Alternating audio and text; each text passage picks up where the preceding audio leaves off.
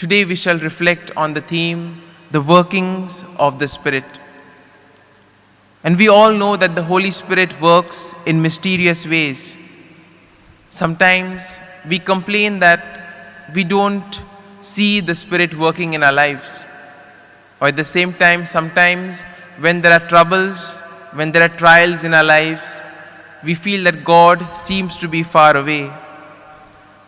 And as usual, separation and loss of relationship can often lead to grief and pain. And probably you can understand what the disciples were going through, especially when Jesus was telling them that he would now go away and he would send them the Spirit. Now in the readings of the last few days, we have heard that Jesus cared for his disciples. He was concerned about their well-being. He knew what would happen to them after he went. And therefore, he made sure and he promised them that he would send the Holy Spirit. And the Holy Spirit would then be their guide and be their strength, giving them courage and protection as they went along doing their work. A glance at today's first reading reveals to us how the people attacked Paul and Silas and they put them in prison. But then we have the incident that took place, that there was an earthquake, the doors were all open. But we see that Paul and Silas did not flee away. Now the normal human tendency would be to run away because the doors were open, but they remained there. And this very attitude of theirs converted the jailer. And when we say that we should do things through our words and through our deeds, this is exactly what Jesus was referring to. Our deeds, our actions should speak about the kingdom of God, should proclaim the gospel values. And this is exactly what Paul and Silas did.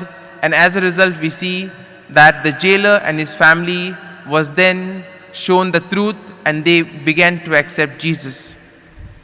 A glance at today's gospel tells us about the work of the Holy Spirit in our lives. Now Jesus tells his disciples three important things about the work of the Holy Spirit.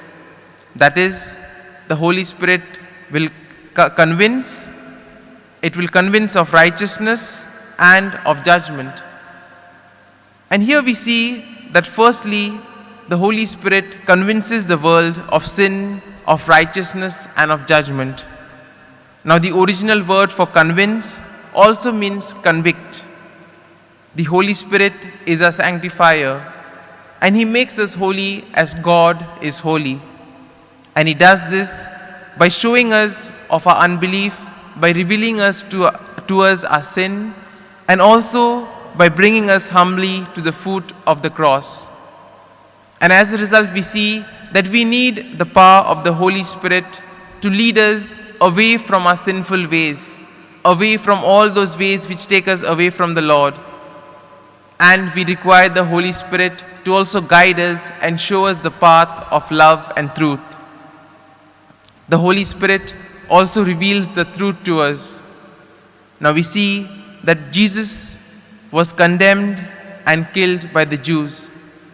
But then when the gospel was preached on the day of the Pentecost, many of them saw the truth. There was a churning in their hearts and they began to accept the gospel. In a way, the Holy Spirit had opened their hearts to recognize Jesus as the true Messiah and the one sent by God the Father.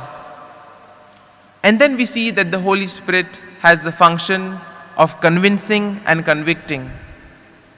The Holy Spirit works to convict us of our unbelief, of our wrongdoing, and it convinces us of God's plan for us. It reveals many things of which we are not aware of. It convinces us of righteousness, and it gives us the inner conviction that we shall all stand before the judgment of the Lord equally. In a way, we see that we need to be attentive to the working of the Spirit in our lives. We need to surrender ourselves to the Spirit so that the Spirit may be able to work in and through us. And probably we can ask ourselves this question: do we allow the Holy Spirit to reign free in our lives, that He may set us free from sin.